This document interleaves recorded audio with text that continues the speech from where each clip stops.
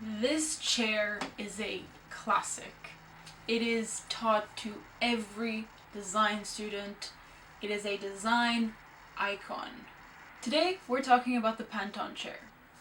I've got it right behind me over here. I made a little drawing of it a while ago. I thought we could use it today. Here it is. This is the Panton Chair. Alright, so my drawing is not the best, but it does show the important elements that I need to explain this chair in this video. So today we're analyzing this product. So this chair was made by Werner Panton in 1960.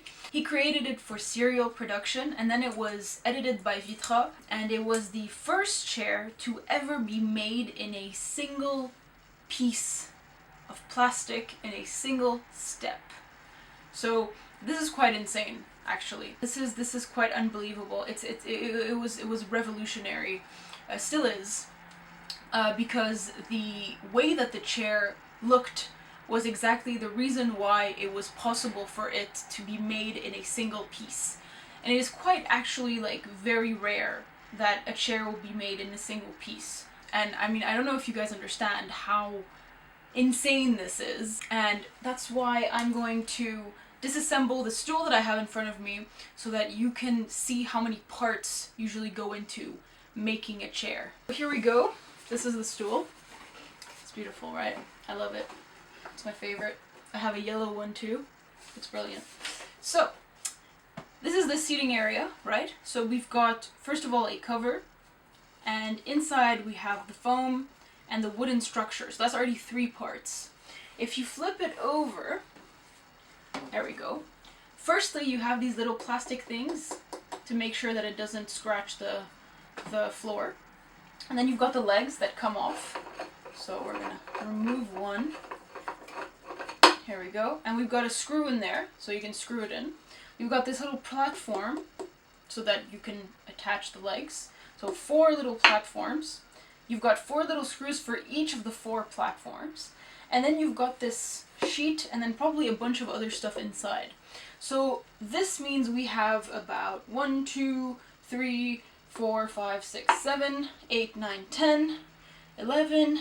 One eternity later. So that's quite a lot of parts. This kind of stresses how insane it is that this chair is made in one part, one piece of plastic. And we're gonna explore why by analyzing the design of the chair. This chair is made of durable, dyed-through plastic, which means that the plastic is red all over, it's not painted on.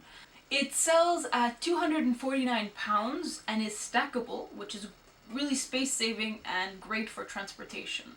It's designed to be comfortable through the shapes that it has, so we're going to talk a little bit about the physics behind this chair. As you can see, it's very curvy shapes, it's very rounded, which makes it seem comfortable, so it's visually pleasing and visually inviting to come sit on this chair. It has great ergonomics, so a person sitting down would actually have this kind of shape. If you traced along someone's body who's sitting down, it would basically have this shape, which indicates quite well-studied ergonomics. Okay, now we're going to get to the physics of how this chair is able to hold itself. I'm going to put a few images of it on the video because this is only a profile view of it, but if you turned it to the front view, you would have like a U shape over here that basically creates the stability and keeps the bottom part grounded, which helps the entire chair stay stable. And this is the genius of this chair. This little U part is the genius behind this chair. Because this is what's going to enable it to be a one-piece chair that doesn't need legs, that doesn't need assembling and stuff like that, like we saw with the stool. And when someone sits down on it, it's fine. Still holds itself, no problem. And the plastic even has some give, as we spoke about in the Lego video. You should check that out if you haven't. I also explained the plastic injection molding in that video, which is the method used to produce this chair.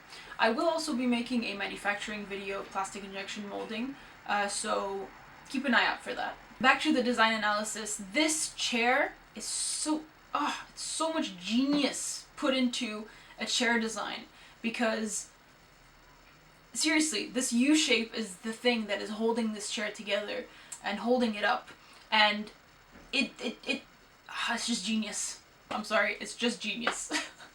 And the fact that that you're able to manufacture it in a single piece, in a single step, means that you're lowering carbon emissions to produce chairs, which is just great. I mean, can you imagine how much CO2 has been emitted to create this stool versus to create this chair? It's insane. This one has one material and it was made in one single step. This one has at least 3 different materials, has multiple pieces to it, over 20. This is one of the ways that we can battle climate change, not only with high-tech stuff, but also low-tech stuff. Things that are just intelligently thought out. The fact that it's stackable also lowers its carbon footprint, because during transportation, you need a lot less space, right? Because you're stacking like 10 of them, for example. You need a lot less space to transport this chair, and that means a lot less CO2 emitted. Now, there's a lot of positive aspects to this chair when it comes to a sustainability point of view, but there are also a lot of downsides. The fact that this chair is made out of plastic is a big downside. It isn't single use, which is great, but it is still plastic, and the plastic will outlive by far the lifespan of this chair and the amount of time that you will use it. Let's say you use this chair for 20, 30, 40, I'll give it to you, let's say 80 years.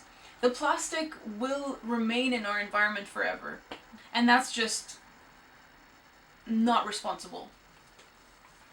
Alright, that was the Panton Chair analysis. I'm gonna hang it back up onto my wall.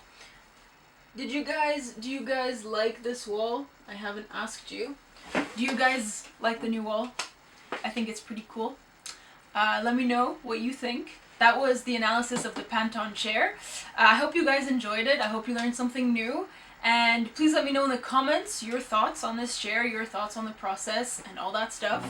And I will see you later.